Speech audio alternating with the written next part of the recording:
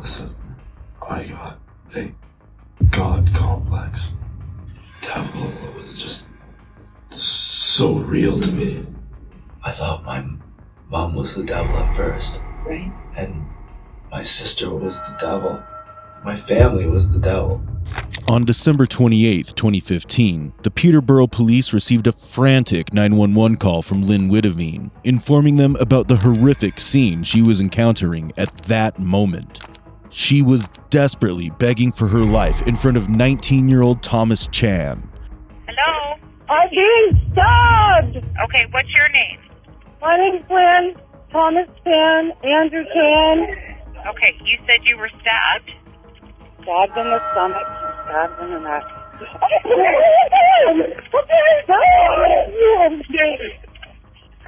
Okay, who else is there?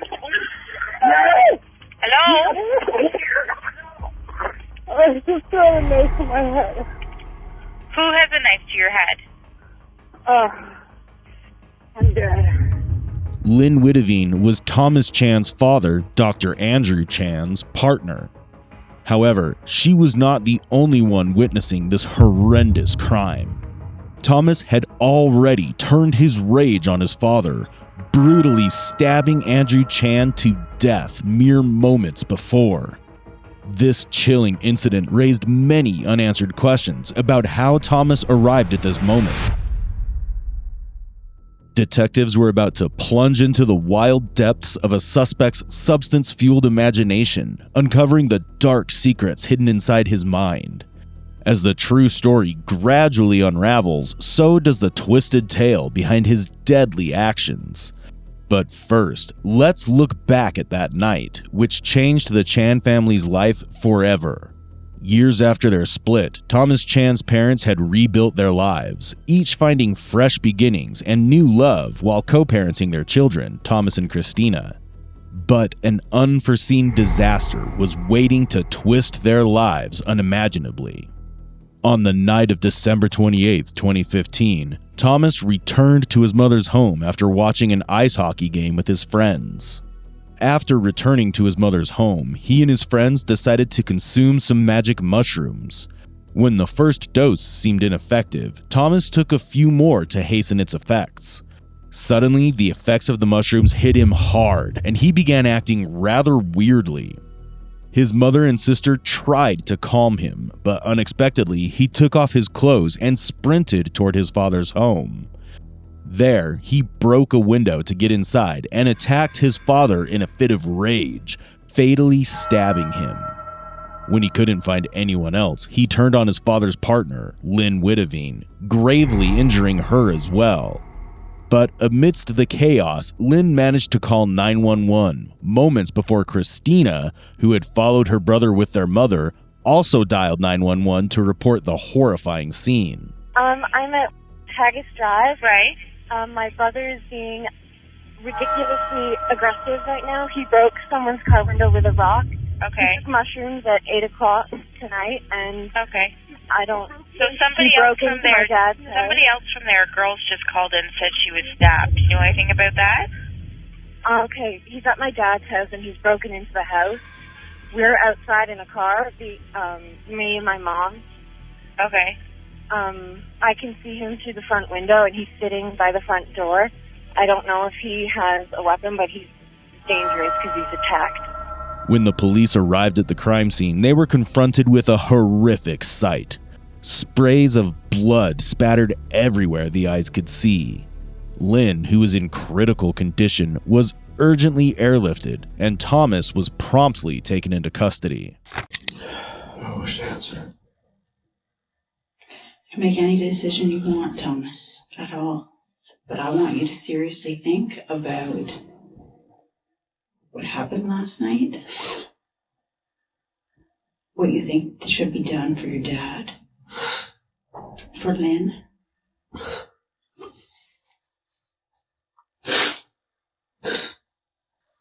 And I think it's time you be honest. Your dad deserves that. Your mom deserves that. And Christina, and Lynn and her kids. They all deserve for you to be honest.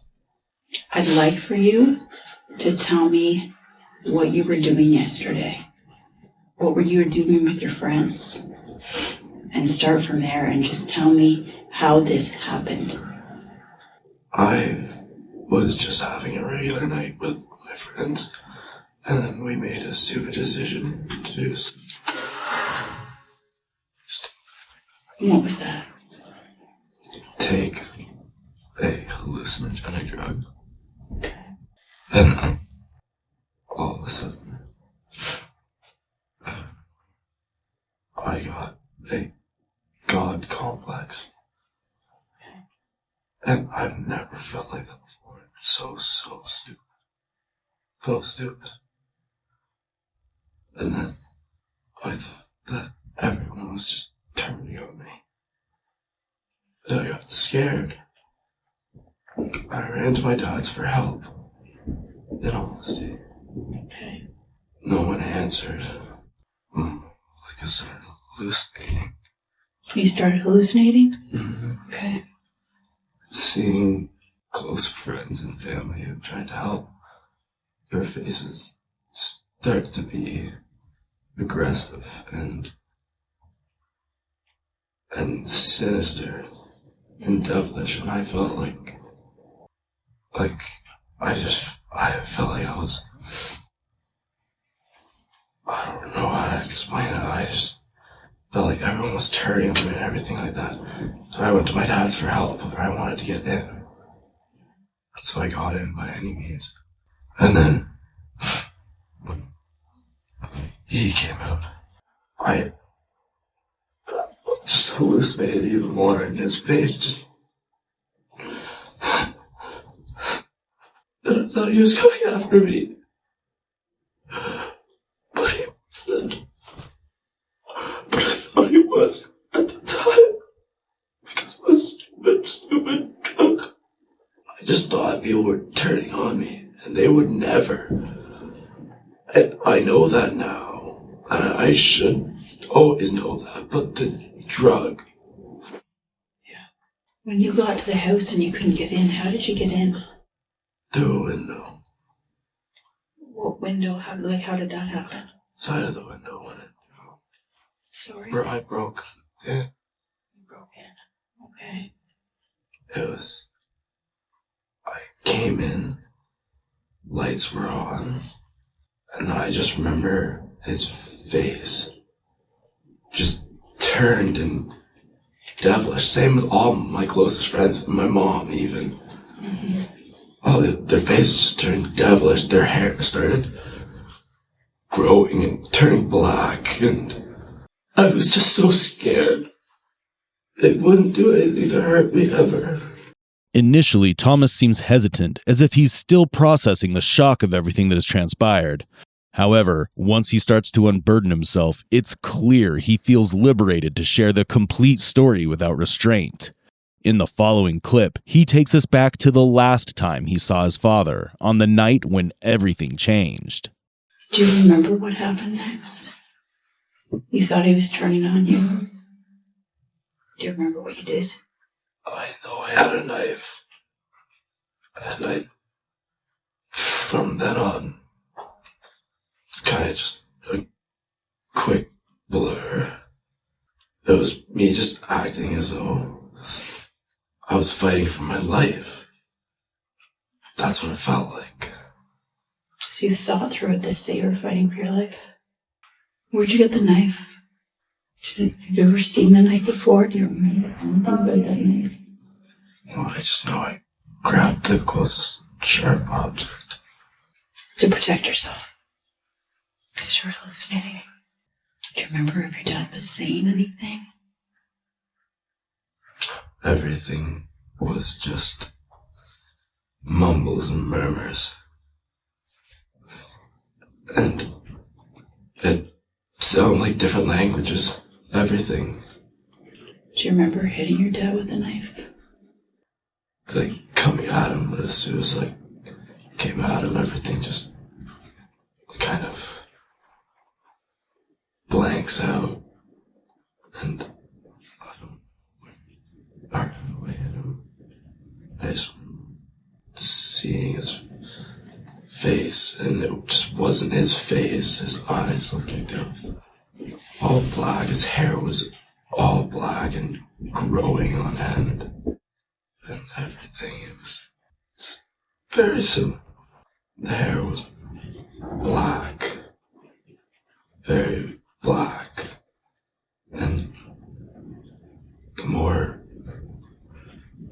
scared I got, the longer the hair looked, and the darker it got. And like I said, all words sounded like not English. It sounded like chants or something. I just thought I was being chased. Everyone was being taken over by the devil. Something. I don't know how to describe it. It's a pretty good way to describe it.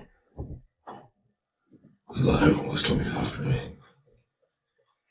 So when you went into the house, you said you broke in? Where did you first see your dad? Was he right there? Was he sleeping? What do you remember? I don't really remember. Honestly. I just remember getting in, and then all of a sudden, he was there. Which scared me. Because I didn't see where he came from. And then all of a sudden he was in front of me. Saying something. I have no idea what he was saying. And it sounded like I said, chants and devilish, and the hair.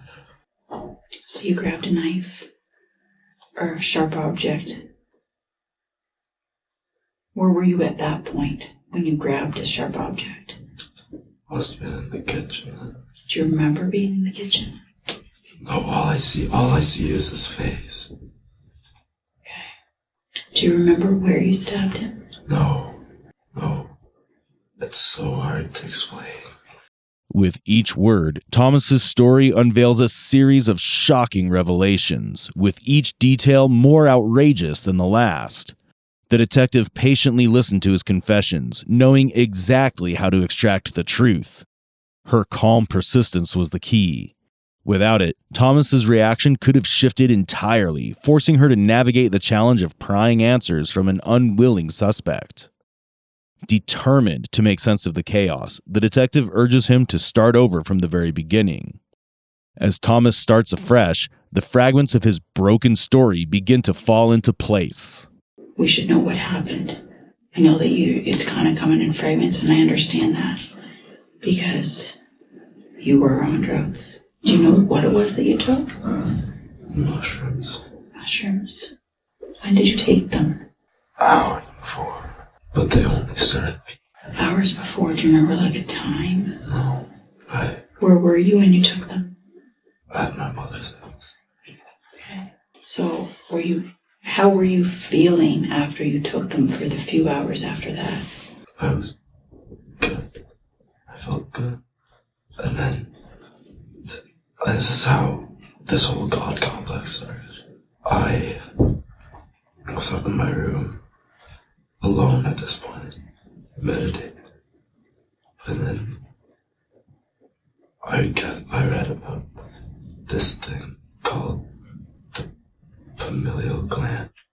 Familial gland? Yeah, something like that. And then I started seeing like bright lights and everything like that. And I've read about the familial gland before. And then I just started getting this God complex. And then everything started peaking after that. And then I remember going down into the basement. I don't know what happened in the basement of my mom's. But then all of a sudden I thought my friends were being taken over, and I wanted the lights on. Okay. Because I felt like it was like protecting me, and then when the lights were on. What are you thinking about right now? I think I was trying to protect the light switch. When? My father. Okay, can you tell me more about that? I was afraid that he was gonna get the lights, I think. I don't know. I just felt this. I felt like I was acting like God, and I'm by no means religious at all. Right. But I felt like I was doing God's will or a spiritual thing and he was the devil. So stupid. Who do you think was turning on you?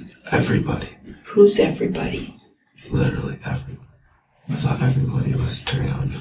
It was just... The drug made me feel like I was... like, almost like the second coming of Jesus or something like that. And they were the devil coming after me. That's what I felt like. That's the best way I could describe it. Which is stupid. I'm not religious. But you were on drugs, right? And you were hallucinating. Have you ever hallucinated like that before? No. So you're in the kitchen with your dad. And his hair's growing black and his eyes are black. You can't understand what he's saying. You're scared. Do you remember grabbing an object? No. You don't? I just grabbed, I guess, the closest, nearest thing or anything. I don't know. I didn't know. I don't remember grabbing it. It's such a dark time. It's hard to piece it all together. Do you remember when you first started attacking your dad? Was he attacking you? Was he trying to stop you? I thought he was going for the light switch. And I was afraid that he was going to turn it off. And then come after me, I think. Because I remember being afraid of the dark and being around people. Because in the dark, they would grab. Devil was just so real to me. How did you stop him? I guess I stabbed him. I don't remember stabbing him. I just remember going towards him, and then from then on, it's just kind of like... So you remember going towards him. Where was he when you were going towards him? He Where was he standing? Or was he sitting? Was he lying down? I don't know. He Though Thomas couldn't recall every detail with certainty, his gestures hinted at a deep remorse. Yet, as the story gradually unraveled, his revelations grew more startling with each statement contradicting his own actions. Do you know where Lynn was when you got there? If she was sleeping? I don't know if Lynn lives there, does she? She's there most nights, yes. I love Lynn, too. She's been there my whole life. I mean, like, in your mind, do you want to hurt Lynn? No. Are you remorseful that you hurt Lynn? Yes. Yes, Do you love her? So yes. If you hadn't done drugs last night... Would this have happened? Yes. No. I'm a good person. Have you always been close to your dad? Like, he was always busy with work when I was younger. Right. He's a doctor, right? And it only starts slowing down when you start becoming a senior doctor. Right. So, I would like to say he's always been there for me. Yeah. But he's only really had the time now. Yeah. I love him. Yeah. When police got there, and when the ambulance got there, I just don't know if it happened where she was or if it happened in another part of the house.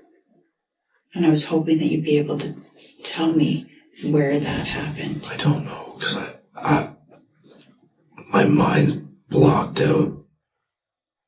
Like, I've blocked out after, I guess, I came with my dad. You sorry? I blocked it out after my dad was approaching me and I was by the light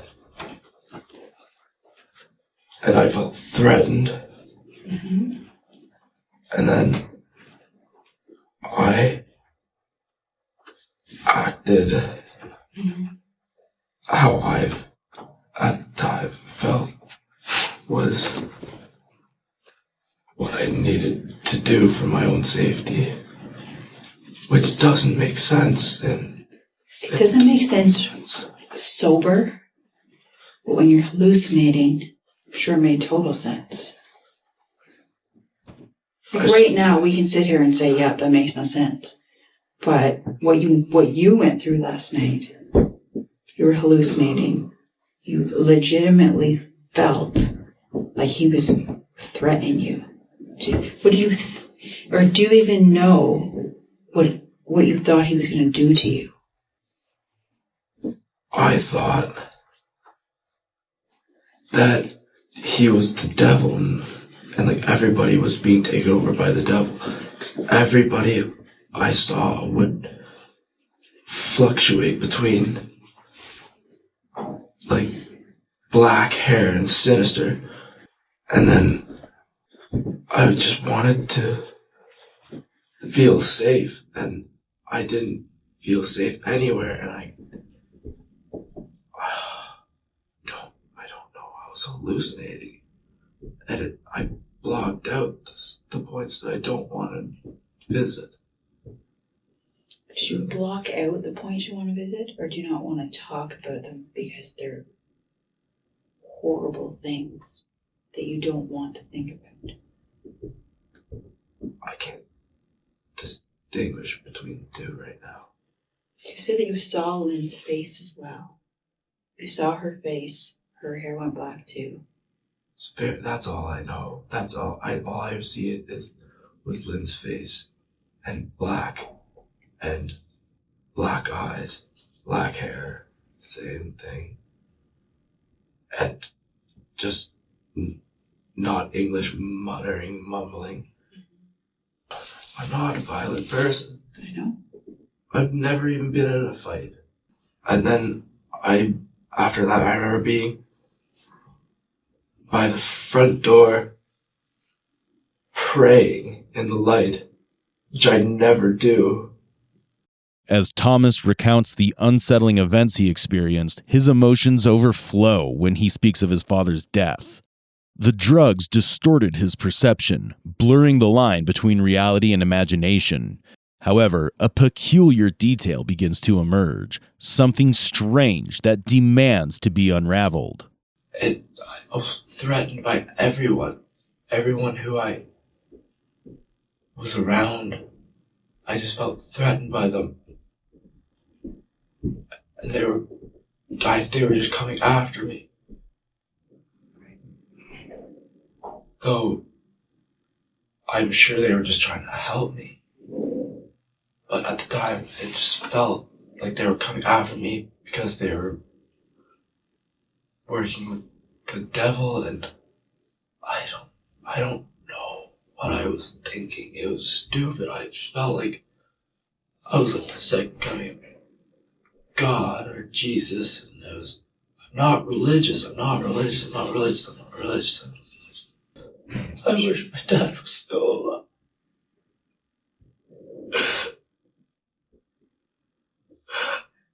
Lynn's okay.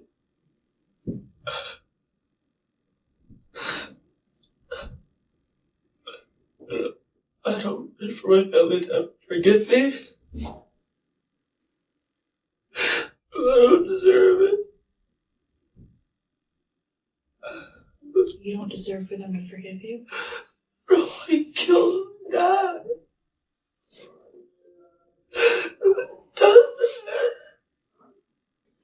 Who's, and I believe the name is Laura or Lori. Do you know somebody by that name? Yeah, Laura. I do remember in the police car and all that. Right. I was just saying anything to get out of the police car because I thought that this is where it starts to get crazy, because like this is where I started like coming down a little bit off the shrooms. Mm-hmm. So this is where like I'm still tripping right like, pretty heavily, but I can remember things. I don't remember how I got in the police car. Okay. I remember that I was in the police car, and then I closed my eyes, Okay. and I felt jostling and all this, and I was meditating again, which I think that's like where I went wrong, when I really started to Right. get into my head and like really let things run. Mm-hmm. And I felt like I was in the dark, and I would just sit there and feel some jostling. And then when I got here, I thought that everything was white, and I thought I was in heaven. Mm-hmm. I literally, was music playing when I was here? Is there music in? There could have been music playing in the vehicles. I mean, they have radios. Oh, I heard like gospel choir music, so I really emphasized like Right. the feeling of being in heaven. Right. And then the officers were saying, you'll know when you're able to get out. So I was like, oh, I'll know. So I'll know. And then their faces were also changing Okay. between normal and friendly, and like dark, and I remember their faces would get veiny, and I would depending on like what I said to them, their faces would become more normal, and that's why I started saying all the random stuff, because I just wanted their faces to become normal again. What kind of random stuff were you saying? I was like saying names of people who, and like what I thought they wanted to hear. What you thought who wanted to hear? The officers. What did to you? let me out of the car. What did you think they wanted to hear? Like, what they wanted to hear was anything. I don't know what they wanted to hear, so I was really testing out anything. Right. Do you remember what kind of things you're saying? Yeah, I remember what I said. What'd you say? I remember Laura, who is she, my love? I said that. And I was just testing out things to say, because I wanted to get out of the car and be in heaven, because I thought that I had escaped from the devil, and I was in a bright white place, hearing like this gospel-y music like that. Right. And I thought I was just, and they were saying, you'll know when you're ready to come out. And I was like, oh, so I'll know. So I just would sit in there, eyes closed every now and then, saying whatever they want me to say. And I was just... Did you feel better when you got here? Because Yes. you thought you were in heaven? Yes, I felt safe when I got here. Thomas stumbled between reality and hallucinations, executing aimless tricks to mislead the police. However, he unwittingly exposed the turmoil going on within his mind. As the case drew closer to its conclusion, there were still fragments of the story Thomas hadn't shared.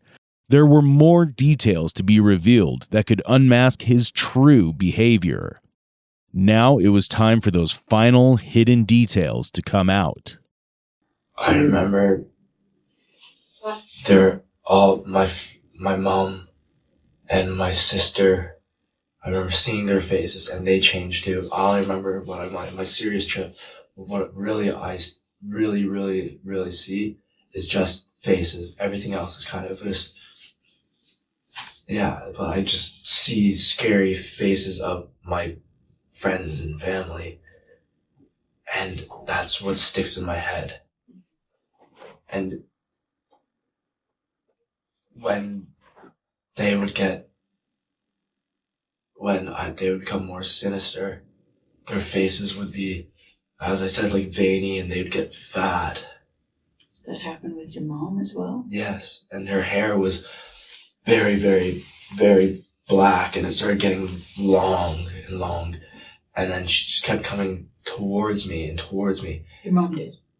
Yeah, trying to help me, and I know that now. Right. But it just made me scared.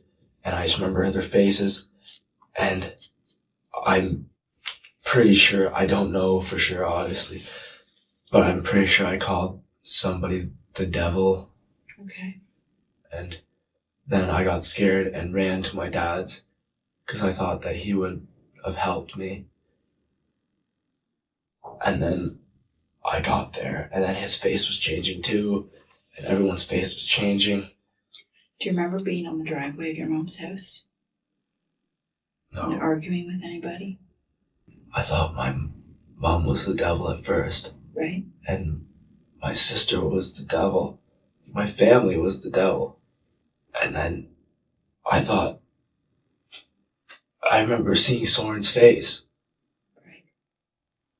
But I don't know what happened. I think did we get in an altercation? It's my understanding, yeah. He's okay. He's okay. It could have been anyone. It could have been anyone. It's not. It was just so dangerous. Could it have been your mom? It could have been anyone. It wasn't my preference.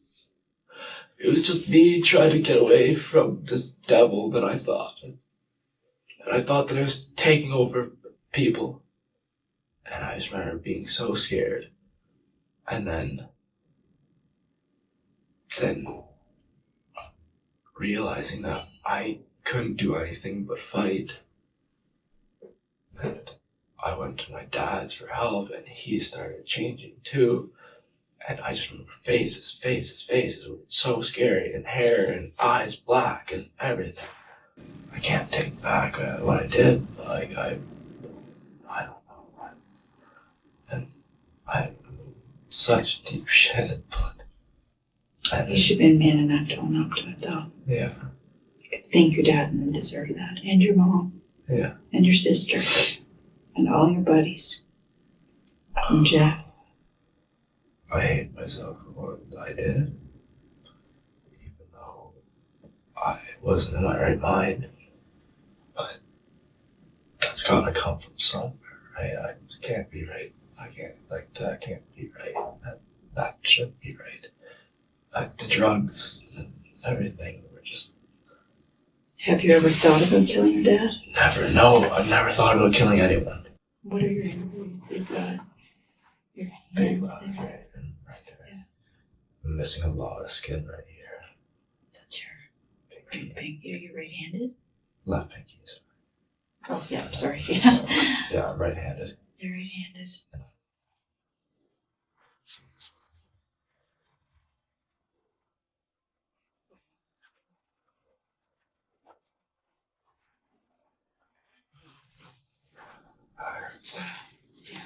I haven't even seen one on my back. Do you remember how you got rid of those? I didn't feel any of it. I don't know. I know I mentioned this early on, but you have been athletic by the sound of things your whole life. Is that right? You played rugby. Lots of good. Lots of concussions. Lots of good. Can you tell me a little bit about that? It's just chemical imbalance in my brain, causing depression. When did that all start? Probably grade 11 was when I had my last concussion that sent me over the edge. I had a chemical imbalance, and I went through some serious depression, had thoughts and all that. I saw a counselor for a while. Counselor helped, but it didn't at the same time. Because counselors, if you're smart enough person, you start saying stuff that you know they want you to hear. They want to hear. And you don't really know if you're okay after that, Right. or if you're just putting on a face. So I don't really know if I was okay after that. But then this year I started feeling anxiety and depression at school. But the weeks leading up to coming home, I started feeling a lot better, and I stopped smoking weed, and I did all this stuff, great things, and had a whole new drive, and then this happened. The worst possible thing happened. So you were feeling better in the last few weeks, no weeks Yeah. leading up to the 19th when you came. Yeah, anyone can tell you that. Anyone could have seen it. Would your mom and sister be able to say that? You excited to come home for Christmas? Yeah, I love my family. I love seeing them. The interrogation was an emotional roller coaster, a torment that Thomas would carry for the rest of his life. All that now remained was the weight of his actions and the regret over the choices he couldn't undo. Yet through it all, there was something he wished he'd had the chance to tell his father. At what point did you realize that you'd killed your dad? It's really just starting to sink in now. Right. And you remember nothing else?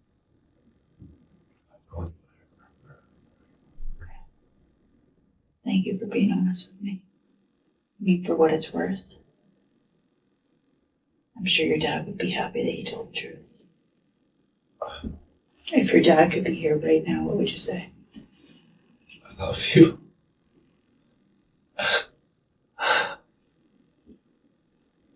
I love you.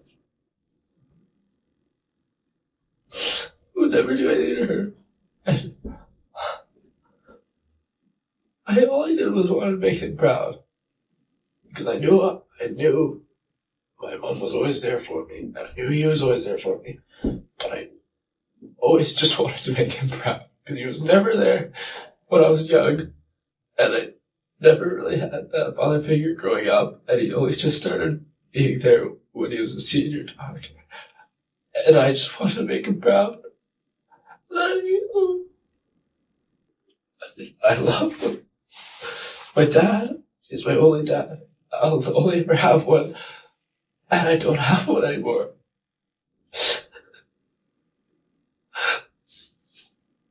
I don't have a dad anymore. It's because of me too. That's so hard. That's so hard. My sister doesn't have a dad because of me.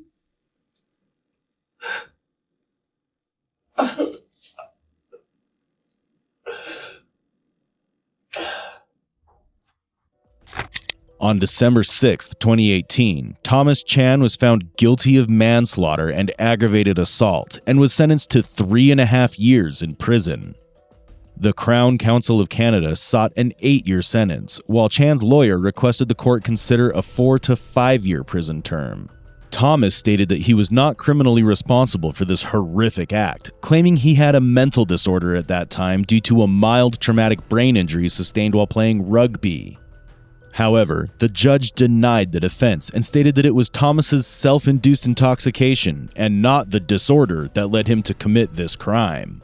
Supreme Court Justice Carrie Boswell wrote in a decision in 2018, "Mr. Chan is not a danger to the public. He's a good kid who got super high and did horrific things while experiencing a drug-induced psychosis. This is the heartbreaking outcome of an equally tragic case, but it is the result mandated by our laws." It's both fascinating and terrifying how our mind can become our greatest enemy when substances are involved, especially without supervision. This case compels us to confront the mysteries of the human mind, the devastating effects substances can have on our perception of reality, and how much our identity is shaped by the choices we make. We invite you to share your thoughts on this case. Let us know in the comments section below if there's a story you'd like us to cover. Don't forget to like, share, and subscribe to our channel for fascinating videos.